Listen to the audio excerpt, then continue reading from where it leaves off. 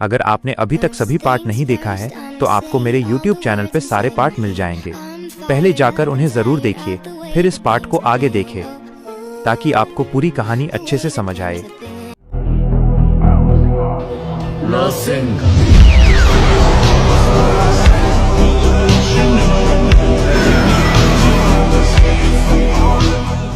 Kaguya ने अपने आयाम बदलने की शक्ति ओमिनोमिनका का उपयोग करने के लिए अपनी आंखें बंद की, लेकिन जिनवू ने उसे मौका नहीं दिया।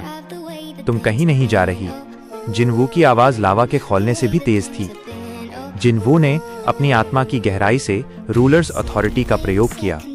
यह सिर्फ गुरुत्वाकर्षण नहीं था, बल्कि शुद्ध मानसिक दबाव था जिसने कागुया के आयाम पोर्टल को एक पल के लिए जमने पर मजबूर कर दिया। नारुतो और सासुके एक सुनहरे और बैंगनी तीर की तरह कागुया की ओर बढ़े। उनके हाथ कागुया के शरीर को छूने ही वाले थे कि कागुया के पीछे से ब्लैक जेट्सू ने एक विशाल अंधेरे की लहर छोड़ी। सावधान, जिनवू चिल्लाया। जिनवू ने खुद को नारुतो और जेट्सू के बीच में डाल दिया। जेट्सू का हमला जिनवू के सीने से टकराया।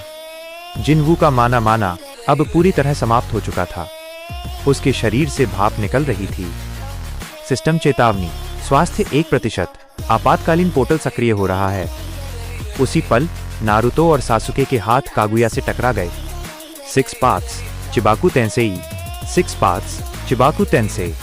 एक अंधा कर देने वाली रोशनी लावा के आयाम में फैल गई। कागुया की आंखें फटी रह गईं, क्योंकि वो चंद्रमा के आकार के एक विशाल पत्थर के अंदर सील होने लगी। जेट्सू को भी उसी सील के अंदर खींच लिया गया। लावा का आयाम बिखरने लगा और वे सब वापस असली युद्ध क्षेत्र में गिरने लगे।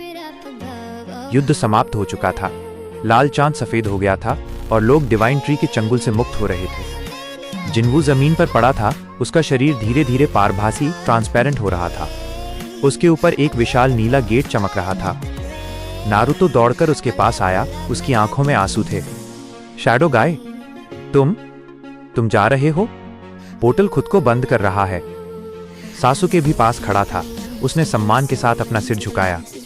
तुमने इस दुनिया को बचाने के लिए अपना घर छोड़ दिया था और अब तुम फिर से हमारे लिए रुके। उचिहा कबीला तुम्हारा ऋणी रहेगा। जिनवू ने एक कमजोर मुस्कान के साथ नारुतो की ओर देखा। नारुतो, तुम्हारी दुनिया बहुत शोर मचाती है, लेकिन यहाँ के लोग, वे हार नहीं मानते। पोर्टल बंद होने में 10 सेकंड। जिनवू ने अपना हाथ उठाया और एक अंतिम बार अराइज फुसफुसाया, लेकिन इस बार उसने किसी को गुलाम नहीं बनाया। उसने अपनी बची कुची माना से उन सभी शिनोबी की चोटों को ठीक कर दिया जो युद्ध में घायल हुए थे। अलविदा 7वें होकागे की उम्मीद, जिनवू ने कहा। जैसे ही पोर्टल ने जिनवू को अंदर खींचना शुरू किया, नारुतो चिल्लाया, अपना नाम तो बताते जाओ। जिनवू का शरीर पोर्टल के अंधेरे में ओझल हो रहा था। उसकी आखिरी आवाज हवा में गूंजी, मेरा नाम सुंग जिनवू है। उपसंहार एपिलॉग। हफ्तों बाद शिनोबी दुनिया में शांति लौट आई थी। होकागे पर्वत के पास एक नई मूर्ति नहीं बनी, लेकिन नारुतो और सासुके ने जंगल के एक गुप्त हिस्से में काले पत्थर का स्मारक बनाया।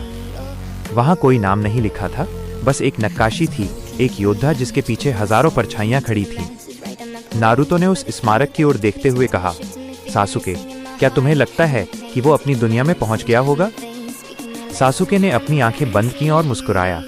वो एक मोनार्क है नारुतो, वह जहां भी होगा अपनी दुनिया खुद बना लेगा।